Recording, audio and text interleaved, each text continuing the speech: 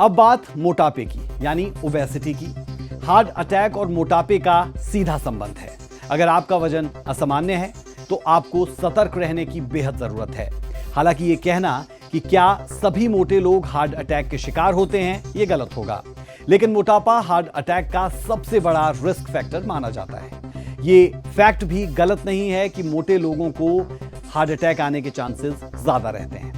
आधुनिक lifestyle, junk food, तनाव और बैठे बैठे दिन बिताने की आदत ने भारत को डायबिटीज और हार्ट डिजीज कैपिटल बना दिया है।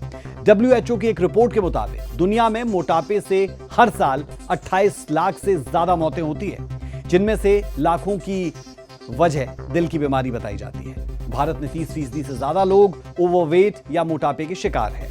मोटापा कैसे हार्ट अटैक की संभावनाएं बढ़ाता है, इस बारे में आपको बताते हैं। जब शरीर में फैट बढ़ता है तो वो सिर्फ पेट पर नहीं जमता, बल्कि ब्लड वेसल्स यानी नसों और धमनियों में भी जमना शुरू होता है।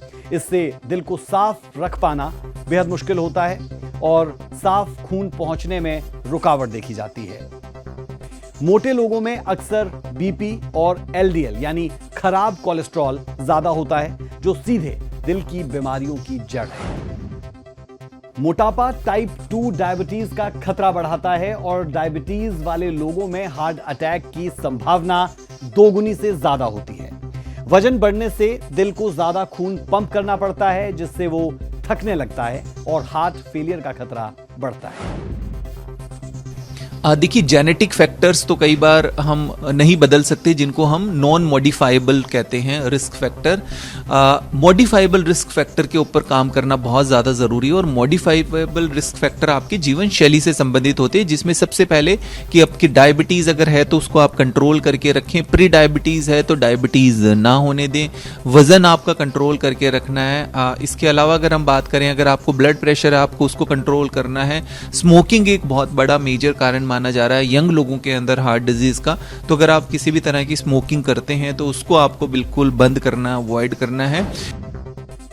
और चलिए बात सावधानी की कर लेते हैं। सभी लोगों को अपना एनुअल ECG करवाना चाहिए, ब्लड शुगर, कोलेस्ट्रॉल टेस्ट करवाने चाहिए। वर्कआउट शुरू करने से पहले कार्डियोलॉजिस्ट से क्लियरेंस जरूर लेनी चाहिए। बिना सलाह के सप्लीमेंट्स या स्टेरॉइड्स नहीं लेने चाहिए और प्री वर्कआउट की खुराक को डॉक्टर की सलाह के बाद ही लेना चाहिए। कोविड काल में अगर आप संक्रमण से ग्रसित रहे हैं तो फिर सावधानी ज्यादा रखें। कम से कम 7 से 8 घंटे की नींद जरूरी है। खुद को हाइड्रेटेड रखें। प्रोसेस्ड फूड की बजाय ताजा और पौष्टिक खाना खाएं। स्ट्रेस मैनेजमेंट करें, योग करें और साथ ही साथ मेडिटेशन को अपने जीवन का हिस्सा बनाएं। तो आज की इनसाइड आउट पड़ताल में यह साफ हो गया है कि हार्ट अटैक अब उम्र, प्रोफेशन या फिटनेस नहीं देखता है तो सिर्फ आपकी लापरवाही, आपके ओवर कॉन्फिडेंस और उसी लाइफस्टाइल को जो बाहर से चमकदार है और अंदर से खोखला। यानी यह कहना गलत नहीं होगा कि बढ़ते हार्ट अटैक के मामलों के लिए कोविड वैक्सीन को दोष देना ठीक नहीं है, लेकिन हार्ट अटैक के बढ़ते मामलों को भी नजरअंदाज नहीं किया जा सकता।